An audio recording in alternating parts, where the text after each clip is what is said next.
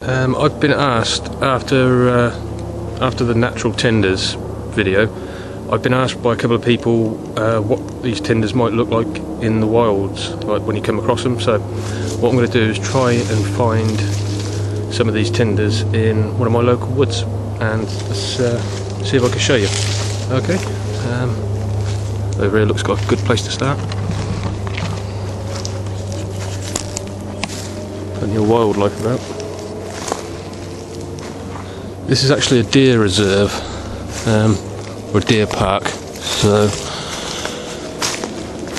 it's, I mean, occasionally you'll find other animals in here as well, foxes and badgers, very, very occasionally, not very often though, and but predominantly deer and rabbits.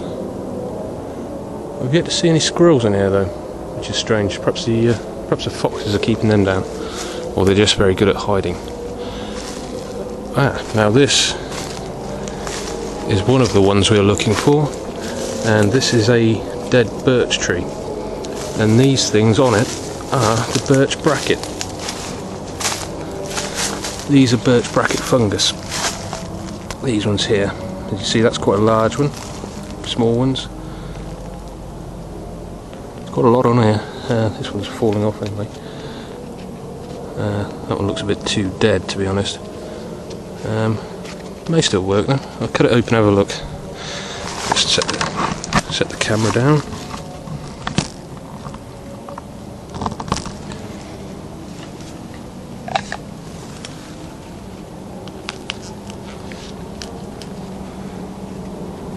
Now you could use some of this. So that's the birch bracket that I've got before. So normally you dry this out and take off a few slithers.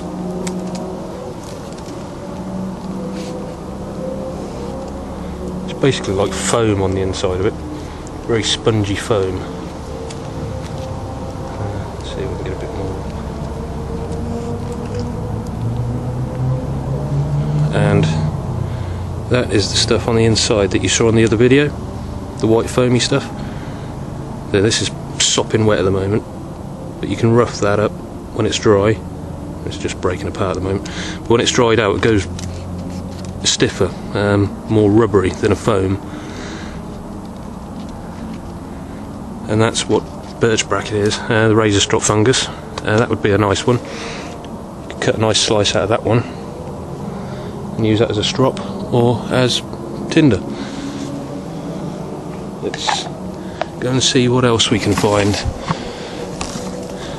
Obviously that's also another great source of birch bark, that one there. In fact, I'll show you. When birch starts rotting, like these parts, well, that one's not quite rotted yet, but when it does rot, it's quite easy peel off layers of the bark, like so. Very easy to come off. I mean, the more rotten it is inside, the easier the bark comes off, and that's the stuff we use for start lighting our fires with. One of the things, one of the natural tinders.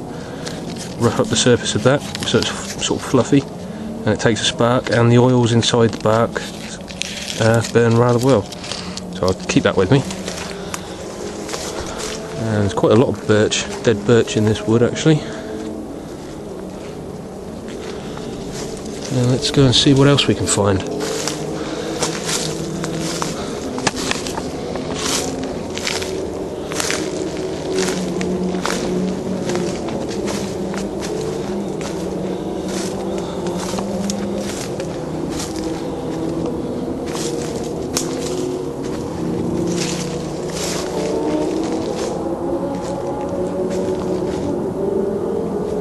Probably hear all the engines in the distance. This isn't too far away from Silverstone Circuit. There's nice bells on that tree. Well, I don't know if there's much ash in this wood, so we might not find any cramp balls. Sorry, no dead or dying ash in this wood. No.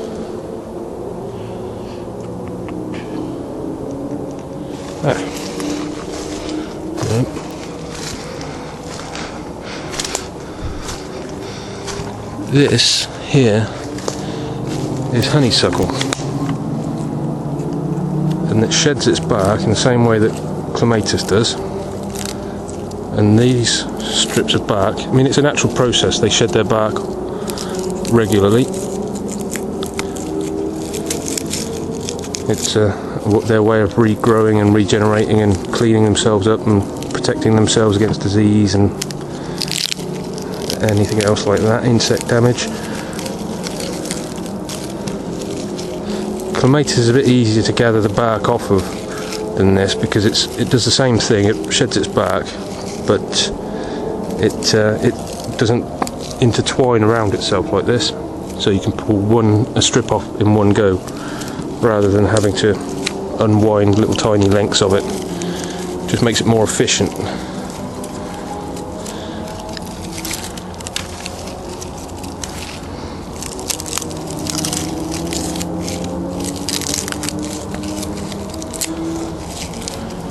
Take some of that, stick that in our pot. Oh, there you go, that's some of the honeysuckle bark. It looks exactly the same as the clematis bark and does exactly the same thing. Let's carry on our wander, see if we can find anything else. I don't think we're going to find any reed mace in here. I don't think the ground's boggy enough, or Molinia grass.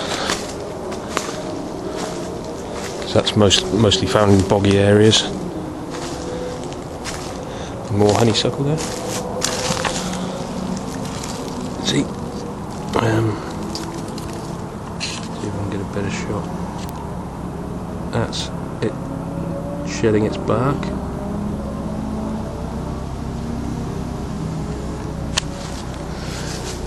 Alright, carry on.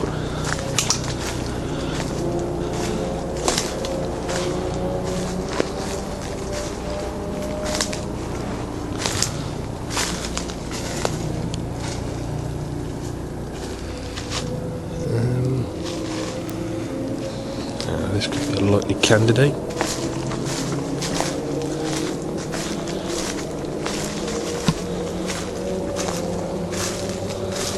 No.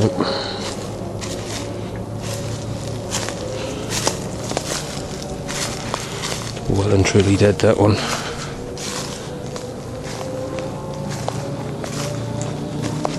This is a big old tree, this one.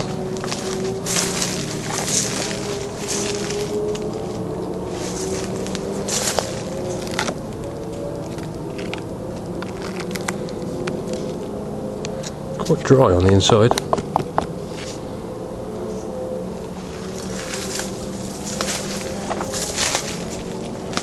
Not sure how long that one's been down for. This year, I think.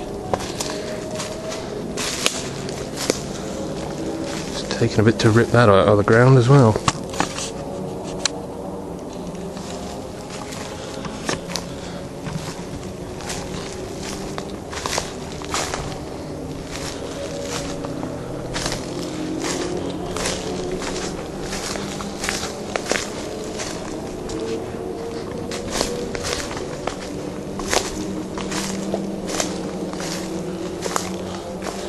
More dead birch. It's literally everywhere in this. And this one's rotting a bit more. You can see the way that the bark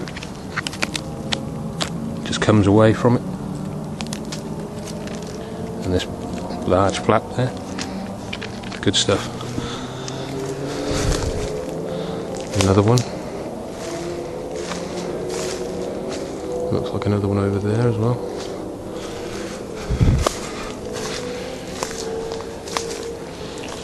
Seeing many cramp balls.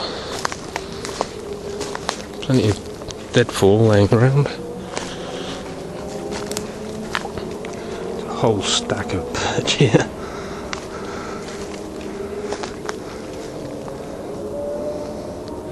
That'd keep you going for quite a while. But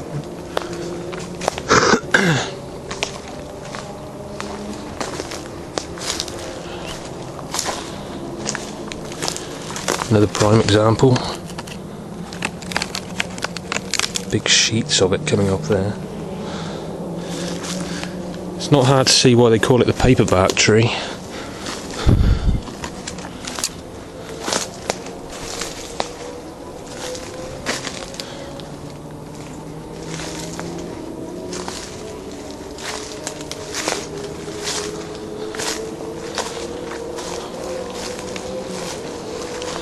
There's a lot of wind damage around here.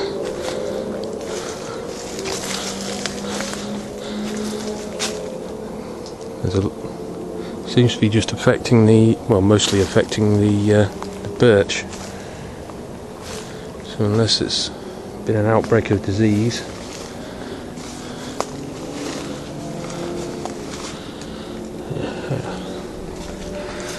Is there anything on this one? Let's have a look on the dark side.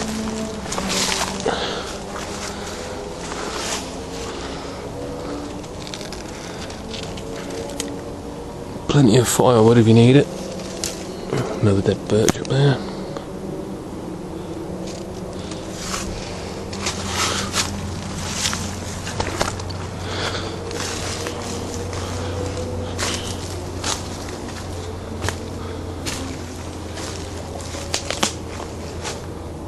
More birch bracket. See? There. I mean, when the tree's upright, it will start growing on the trees when they're upright, but as you can see, that's right up near the top of the tree, right down here towards the base. There is nothing.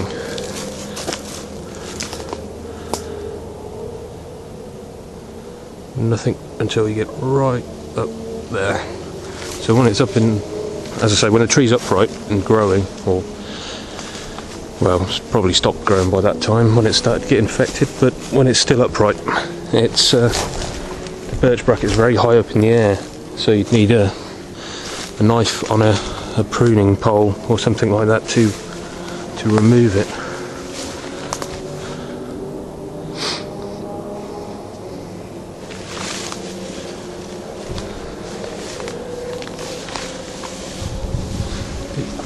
It's quite damp around here. Plenty of grass in the undergrowth. When this, I mean, some of this dead stuff could be gathered and used to make your nest out of. You may need to dry it out a little bit, but there's a game trail through here as well. Small game trail. What's over here?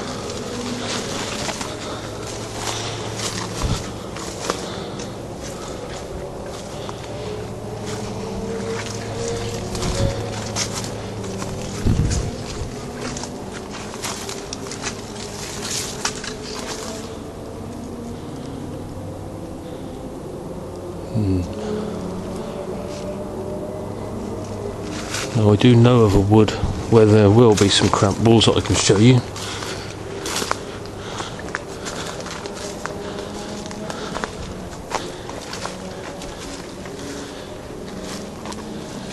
Let's see if there's anything else.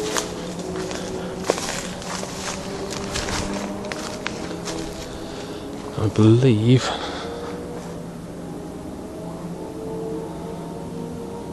that's pretty much the end of this wood.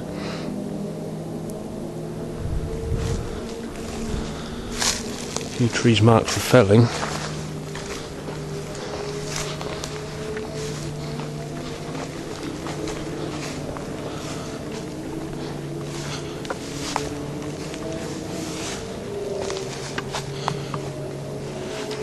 Sometimes that's an indicator of the presence of fungal growth, because a lot of people believe they're not safe once they get that, because they can fall over quite easily.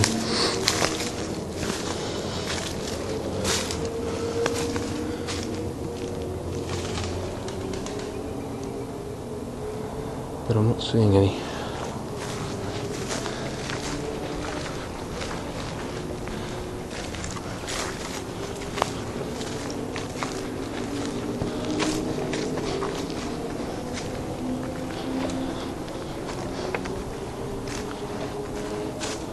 think that one's on its way out.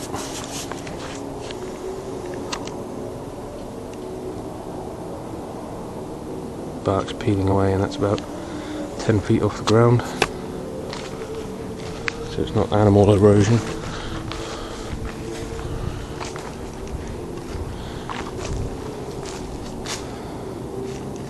And it's dead right at the top. I'm surprised he hasn't marked that one actually.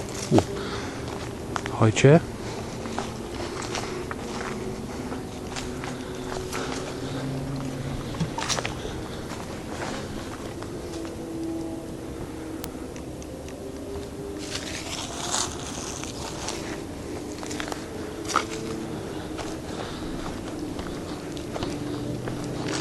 Well, 3 tinders, or 4 if you count the dried grass. That's a start. Well, I think I might find somewhere to set up the trandur and have a brew. And I'll get back to you then. See ya.